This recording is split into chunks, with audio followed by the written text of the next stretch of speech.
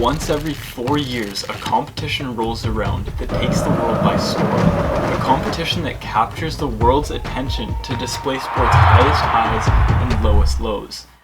Reaching the pinnacle of this competition, the World Cup final, is every player and fan's biggest dream. With Qatar 2022 just around the corner, I wanted to find the best World Cup final of all time.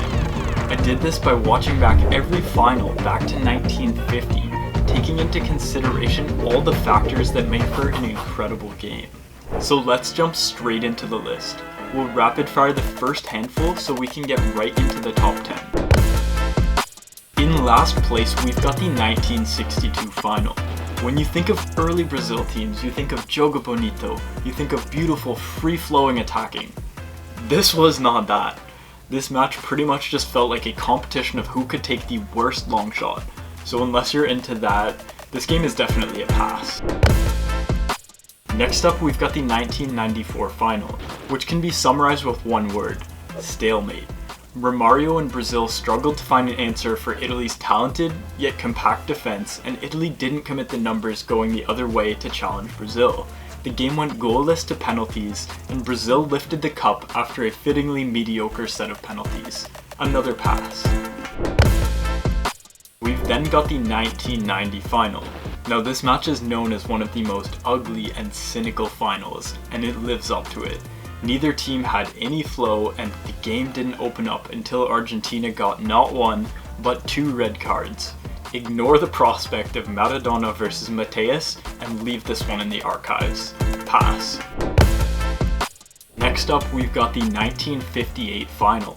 Now, despite being the highest scoring final in history and displaying moments of pure brilliance from the likes of Pelé and Garrincha, this match was just boring. This just felt like a training match for Brazil, and the Sweden team was mentally and physically defeated 15 minutes into the game. Definitely watch the highlights, but pass on the full match. Next up, we've got the 1982 final. Now, Germany are usually a fierce competitor in finals. However, this felt like a routine win for Italy. Despite missing a penalty in the first half, Italy took a comfortable 3-0 lead with minimal pushback from the Germans. Although Italy played well, this wasn't the attacking spectacle the scoreline would suggest. Another pass. Next up, we've got the 2014 final. Now, as much as I would like to look back on this match as a historic display from Messi against a brilliant German side, it was honestly just boring. The match went goalless well into extra time with only a few moments of magic scattered here and there, and although Götze's goal was spectacular, it didn't make up for the bulk of the game. Pass. Next up, we've got the 2018 final. This match went pretty much exactly as expected, and although Croatia did well to hold in at the start, France's quality shone through and it became a comfortable game, taking a 4-1 lead in the 65th minute. There were some nice moments, so you can check out the highlights, but I would pass on the full match. Next up, we've got the 2002 final. Germany did well to hold their own against a star-studded Brazilian lineup, featuring the likes of R9, Rivaldo, Ronaldinho, Cafu, and Roberto Carlos. However, they were eventually worn down by the quality from Brazil. I was expecting a little bit more excitement from the Brazilian attack. However, that could just be a testament to the defensive strength of the Germans. Maybe my expectations were too high, but I would still say pass. With those out of the way, let's move on to numbers 10 through 6. These matches fall into the category of worth a watch if you're bored and have too much time on your hands, but don't expect to be knocked off your feet.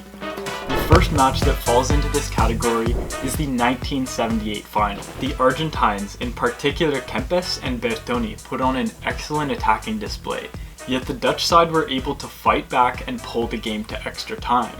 This match had a good mix of attack and defense, and was overall an enjoyable match to watch, featuring some talented players that don't steal as many of the headlines. This is the first one on the list that I say is worth a watch. Next up, we've got the 2010 final. Now, despite this being a scrappy, low-scoring match, this game still had plenty of moments that kept me on the edge of my seat. Whether it was a fantastic save from Casillas, Nigel de Jong booting Alonso in the chest, or of course Iniesta's iconic match winner, I'd say that this match is worth a watch. Moving on, we've got the 1986 final.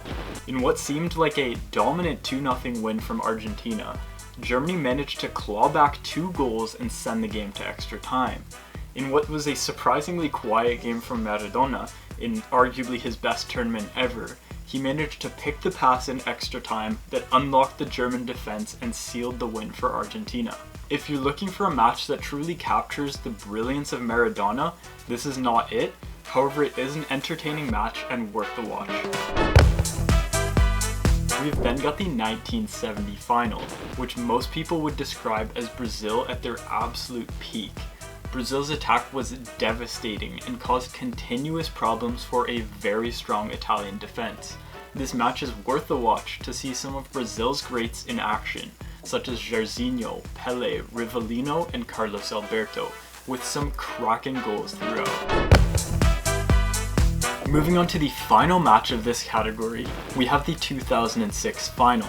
Although mostly remembered for Zidane's moment of madness at the end of the game, this match was a brilliant display of football at the highest level, both defensively and offensively.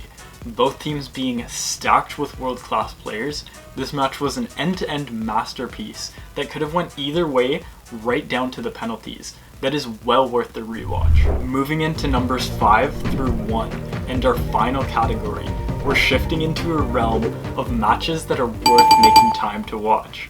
I thoroughly enjoyed watching all of these matches and would strongly recommend them to any football fan looking to rewatch old matches. In number 5, we have the 1974 final. With a penalty win by Cruyff in the first minute of play, the Dutch's total football seemed to be too much for the Germans to handle.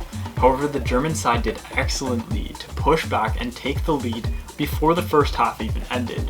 This match was a top tactical battle between the Dutch side's attacking flow and the Germans' defensive prowess.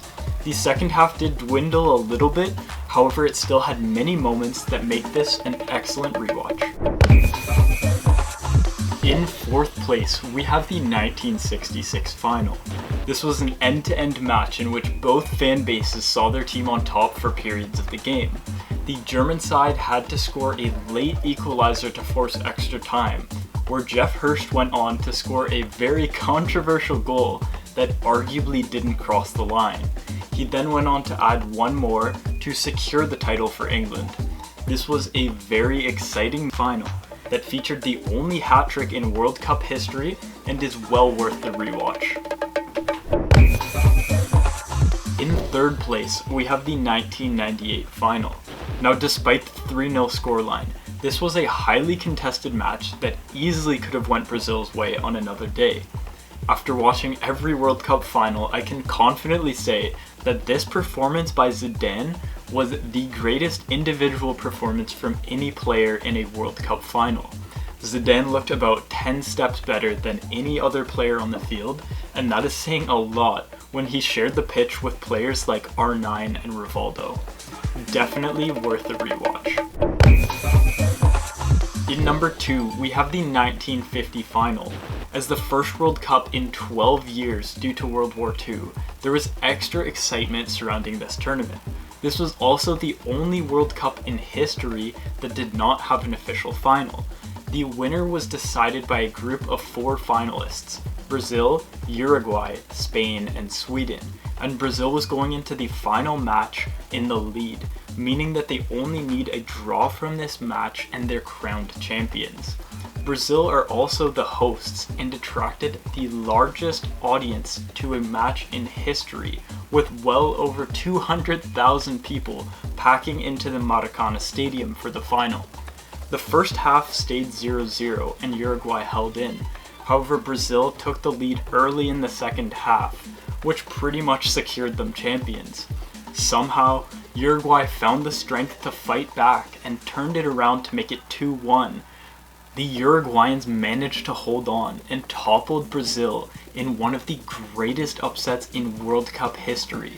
To Brazilians, this match became known as the Tragedy of Maracanã for the excitement and disappointment one of the greatest Brazilian sides in history brought to the fans. And in number 1, we have the 1954 final, known as the Miracle of Bern. Ferenc Puskás and Hungary's golden generation put on a show for the world to see. This Hungary side played decades ahead of their time and put together plays that you wouldn't consistently see well into the 80s or even 90s. As expected, Hungary quickly took a 2-0 lead. However, Germany did excellent to fight back and make it 2-2 by the 18th minute. Despite a bombardment of chances from Hungary, Germany were actually the ones to make the match 3-2. A few mere minutes later, Puskás put the ball in the net, however was controversially called back for offside. Hungary continued putting on the pressure, yet Germany somehow kept the ball out of their net and sealed the victory against a considerably superior side. This match is the epitome of end-to-end and is jam-packed with moments of excitement. If you're gonna rewatch one match, make it this one. And that concludes my list. Let me know in the comments if there are any you disagree with, and if you've enjoyed the video, please consider liking and subscribing, as I've put a lot of time into this video. Thanks for watching, and see you next time.